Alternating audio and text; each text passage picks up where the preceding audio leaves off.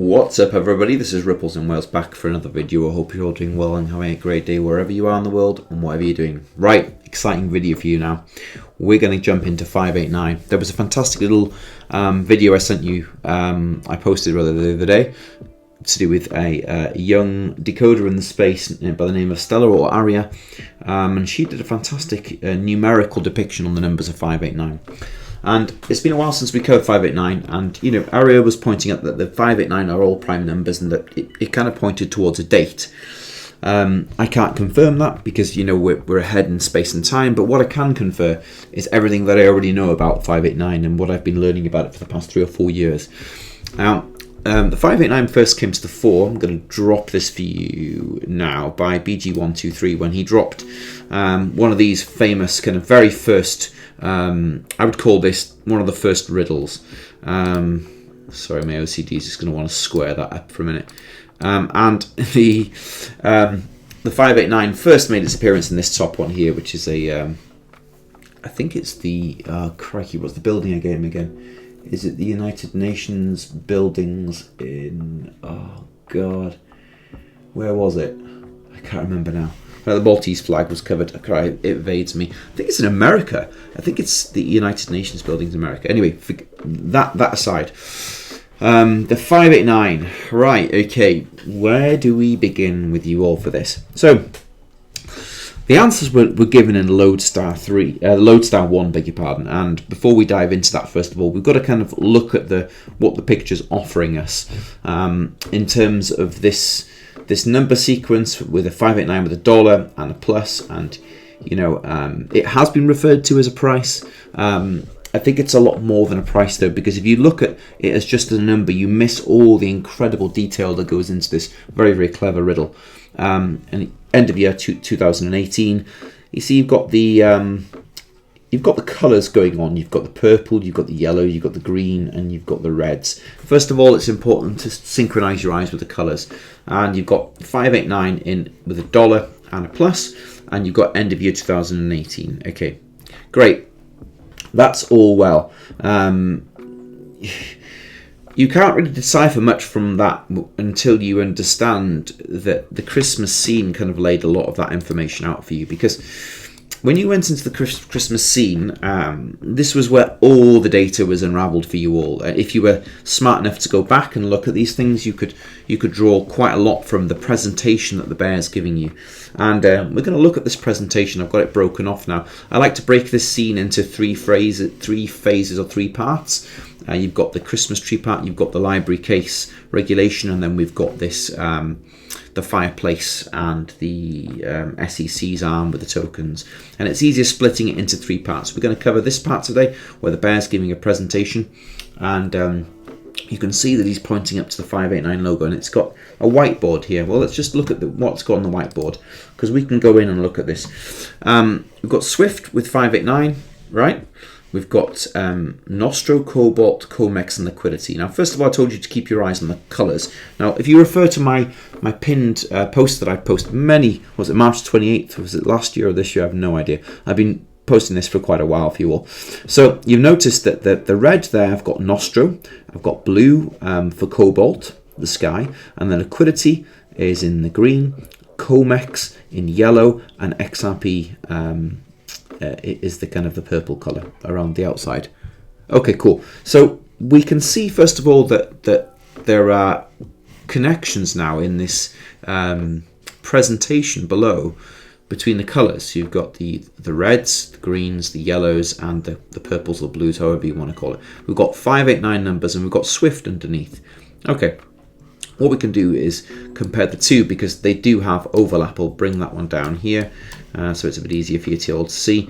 And we can see now that actually what we've got is a bit of a riddle breakdown for you all. Well, you've got Liquidity, okay, is in green, and you've got that as the dollar amounts in 589. You've got Nostro, end of year. You've got Cobalt, 2018, or is it the purple? It's up to you. And you've got Comex, which is the yellow, the sign around there. Okay.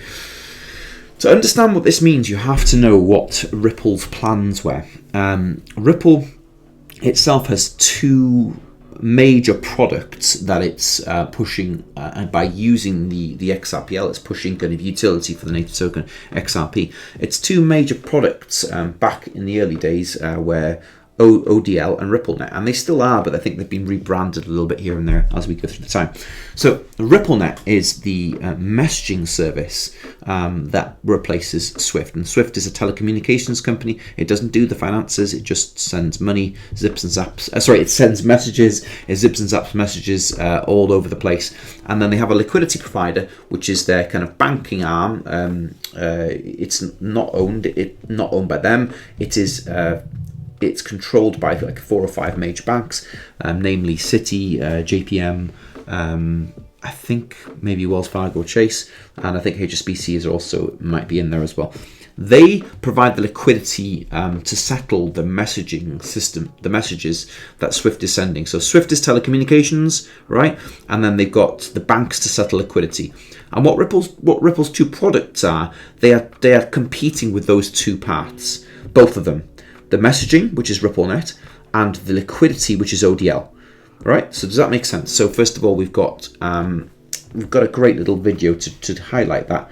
We have to kind of go deep into kind of the understandings of this, and it's a TikTok video, but it's well worth a listen. Let's just dive in. Free liquidity banks messages to banks that have liquidity. So to some degree, Citibank and HSBC, really the top 2, JPM, those are the top 3 liquidity banks. And when you're sending Swift messages, you're sending messages to banks to release liquidity and making sure the debits and credits match. So to some degree, really boil it down, Ripple's competing with the liquidity of Citi and the messaging of Swift, but in one. Because we're both... Did you hear that? Ripple is competing with the liquidity of Swift and the messaging, liquidity of Citi and the messaging of Swift. Let's listen to that again. The messaging of Swift, but in one, because we're both messaging. Let's go again. Sorry, didn't put it back. To some degree, really boil it down, Ripple's competing with the liquidity of Citi and the messaging of Swift, but in one, because we're both messaging and liquidity. They are both messaging and liquidity. Right. Liquidity. They are both messaging and liquidity. Now we can go to their website and we can verify this, right? If you look at their products, what have they got? Liquidity and cross-border payments, which is messaging. Right? They've also got CBDCs, but let's keep that out of there for the minute. Liquidity, which was ODL formerly, and cross-border payments, which is messaging. This is the messaging stack. This is the liquidity stack, and it just told you they're taking on the liquidity of Swift and the liquidity of Citi and the messaging of Swift. So it was always about Swift and the banking component liquidity. Now, right, okay, you might be like, Ripples, okay, I hear that, but what the hell is that got to do with the picture? He was showing you in the lesson that if we go back to the large, you can see down the thumbnail here, this kind of quadrant of the Christmas scene. The bearer is giving a presentation, and the presentation is to do with what this great unraveling is about. It's about a fintech company taking over the world's, by share, taking over the world's largest cross-border payment engine, mid-flight during the pandemic. This is what this was all about. You understand that to swap this financial engine out mid-flight has it been a real pickle. Okay, and why would we need to swap this out? Well, let's just look at this image here. Do you remember this was posted by Ross Vandermeer? The more kind of polished version was this, and it had Swift in the middle connected to this lot here. I can't say that because I'll get the channel banned. Okay, that company Swift was right in the middle of all this. Okay, we can go back and look at the other picture. Why did there need to be change? Because this whole part of the Swift is there right in the middle, in the bottom. Look at my cursor, between all the central banks, and it was controlled by the DS. We're going to put that in there. So why did there need to be a change? You needed to have a new trustworthy company that could offer a blockchain service that would be enabled to sort out this mess of cross-border payments for the masses across the planet and enable this new tokenized revolution of the internet of value, where money flows like the TCP of email. Do you know what I mean? This is what this is about. So this lesson of 589 was all to do with Swift, and there are major components to this reset. Okay, we can jump into this major tile here. I'll just expand on this for you for a minute here, right? It's really important because There are many components to this. We've talked about the liquidity. Okay, that is the banking giants of Citi, JPM, HSBC, okay, COMEX. The COMEX 589 rule is to do with the silver price and the way that they can shorten circuit break of the markets. I'll bring that up in a second for you if you want. You know, the COMEX 589 rule is... Have we got it open here? I think I have here. What is COMEX 589 rule? COMEX 589, published in December 2014, provided this scenario. If the bidding of a silver price goes up by $3 without anyone agreeing to sell this price, the market would pause for 2 minutes and then the auction resumes. It's a circuit breaker, but it runs way deeper than that. So this is connected to the gold markets, the silver markets, okay? The liquidity. Nostro and Vostro, a huge part of this. As a cross-border payment engine, the idea of having on-demand liquidity frees up these enormous Nostro and Vostro accounts that are set up globally to house and hold exotic currencies in remote exotic corridors that have high volatility and high risk for banks. The Nostro accounts can be replaced with an on-demand liquidity engine to facilitate faster and easier transactions with less risk. So the Nostro is straight in the middle here, and it's red. And you've got Cobalt, and Cobalt was if we look on the XRPL, I think it was an atomic broadcast algorithm called Cobalt that allows more flexibility in consensus and UNLs. That's like gone quiet for the minute. Excuse me. But that was a major part of the software upgrade on the XRPL, Atomic. Do you remember the word atomic? Bob Boy talked about this during Atomic Settlement and how important that was.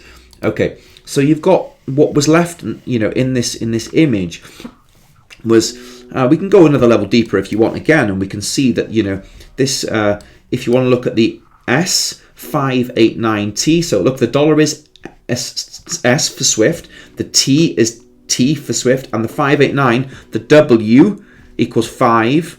You've got the 8 as the reset, and you've got I equals 9, and F equals the mirror of 9, which is 6.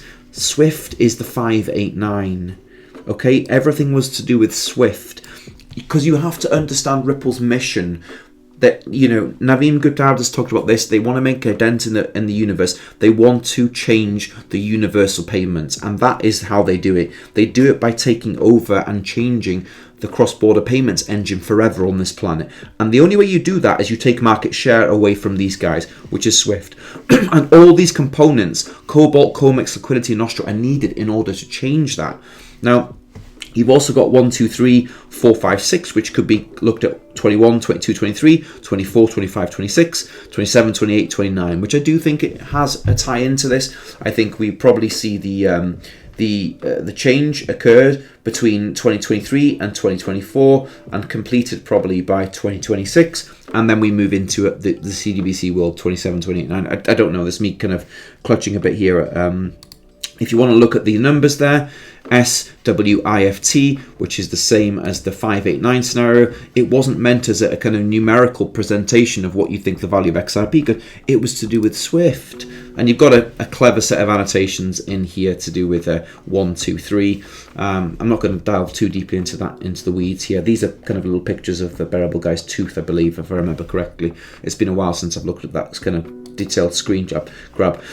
So this is what 589 started as, and the 589 presentation in the Christmas scene was given to you all as a kind of reminder about Brad Garlinghouse and his kind of the throwing down of the gauntlet to Godfrey and the king. And if you go back to the Christmas scene, the gauntlet is the glove that's thrown down by the knight, and we can watch a video on that, which is rather interesting. It is an old video. I believe that it's in the right position. What's the timestamp? 3:19. I should be hovering on. Let's just click into this and listen up. We did jointly with them. We could also not have done it without the new technology. API for us is the big technology that made this possible, which is under the hood. And with that, I am really looking at cross-border payments and our banking community for another 100 years of resilient and good experience for customers. Brad, what do you have to say to that? Well, I think we are moving into a new world order. I think the Internet of New World Order.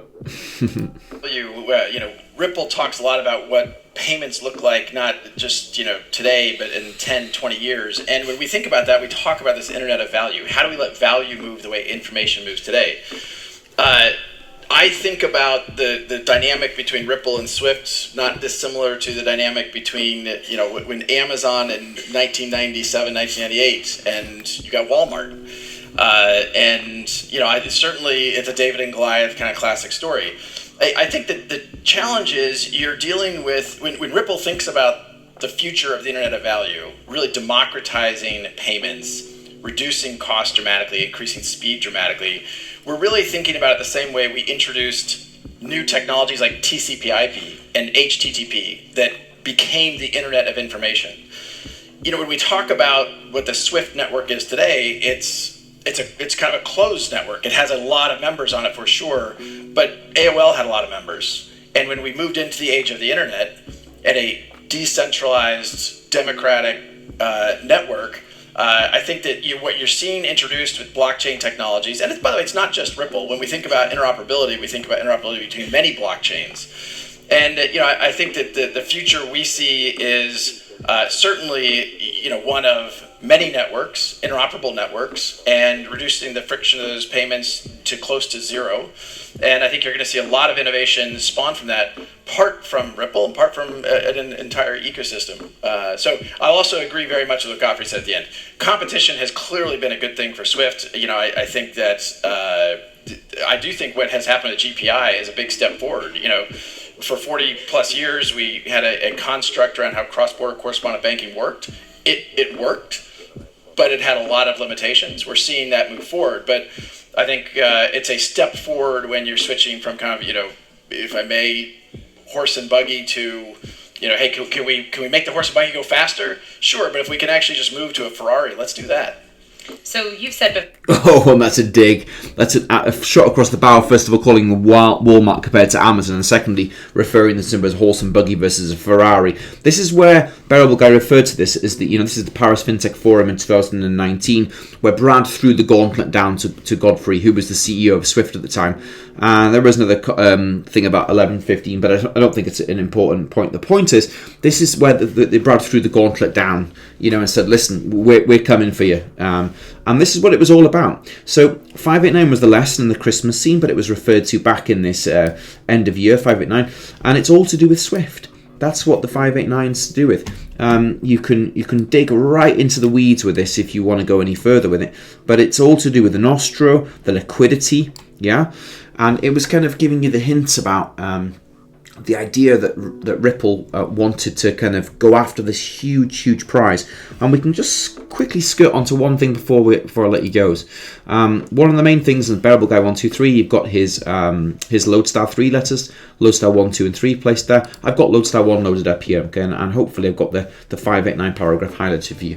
589, what a beautiful number! That one number that has been spoke about since its first debut, like a cobalt blue shooting star flying at the speed of light, has brought about a great discussion inside and outside the XRP community. That number has so many meanings and reasons behind it. So first of all, understand that there's many ideas behind it. Okay, it's price, it's nostro, it's Swift.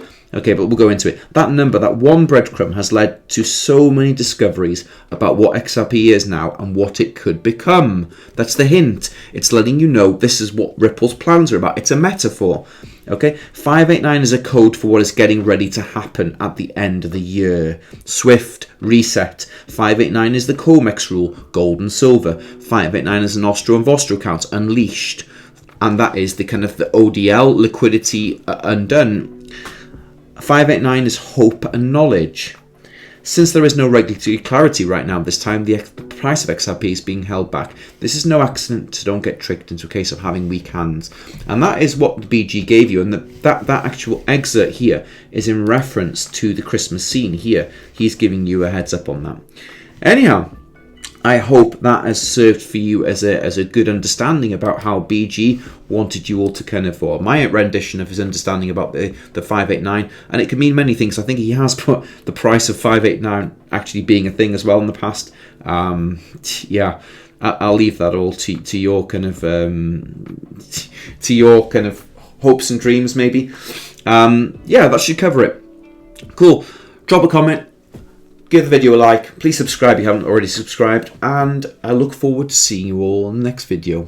For now, be blessed.